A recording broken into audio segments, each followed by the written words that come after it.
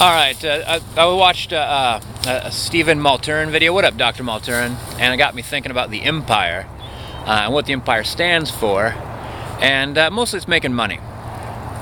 There's other things. Typically it's money, food, shelter, sex, or power.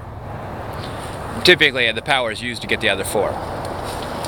And also, this is kind of like a slash what I've learned at work. At work, I get the money. I get the money for my company. That's all I do. It's nothing's personal. Under no circumstances, anything outside society's normal boundaries, those things can't take place at business. Not because we don't allow our employees to be cussed at or threatened.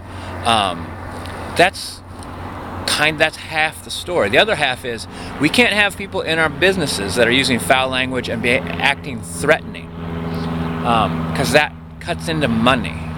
People get scared when they go to, every time I go there, someone's yelling, and they just don't go there anymore. So now the customer is always right, actually, is not true. The customer is there to spend money, and that is right.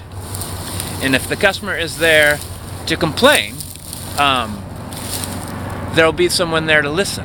If the customer is there to get upset, that's going to start losing us money. So that needs to be dealt with quickly, one way or another. And which brings me to a one-page complaint I got at work once. This person was just having some sort of a dominance thing, and at first it started with other people that they were around, and that quickly sucked me in. They wanted me to help them influence others for power and control. And I'm like, how about we just get everybody what they need, and and we'll go about our day. What do you want? I'll get it for you, and then you can be done. But this person, now this person didn't want that. This person wanted control, power, the empire. And so the entire time, I offered to get them exactly what they wanted. And every time they didn't respond, I said, well, let me be right back. You think about what you want. And I helped other people. And so this person wrote a page-long complaint that pretty much described me being very, very active. At one point in time, there was actually a dangerous situation. There was an accident, and they were upset that I took care of that before all else. And that was the whole letter, a page-long thing of describing my work, because they couldn't quote me, because everything out of my mouth was the words of my company. My actions were following the policy. My words were the words of my company. And all that is designed to help as many people as possible, to get as much money as possible in the smallest amount of time with the least amount of fuss. And so this person's power would just completely vanish. They wanted to negatively affect others. I didn't participate in that. They wanted to negatively affect me, and because I stayed well within the boundaries of the empire, no repercussions at all.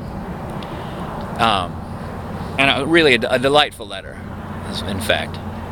The letter actually could have been written as a compliment. I witnessed this employee working really, really hard in this short amount of time that I was observing him.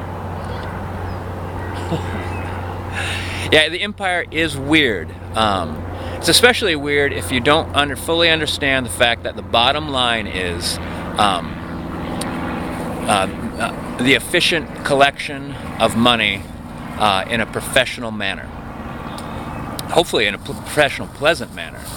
Because people like to spend money, but they like to spend money in places that they like. That's the whole greeting people with a smile and answering the phone with a smile on your face because people could hear it in your voice, kinds of things. So, and I don't mind the empire. Actually, totally understanding the rules of the empire and adopting them has led me to a certain amount of success. that I feel I would be challenged to duplicate it on my own as a rebel. All right, long live the Empire.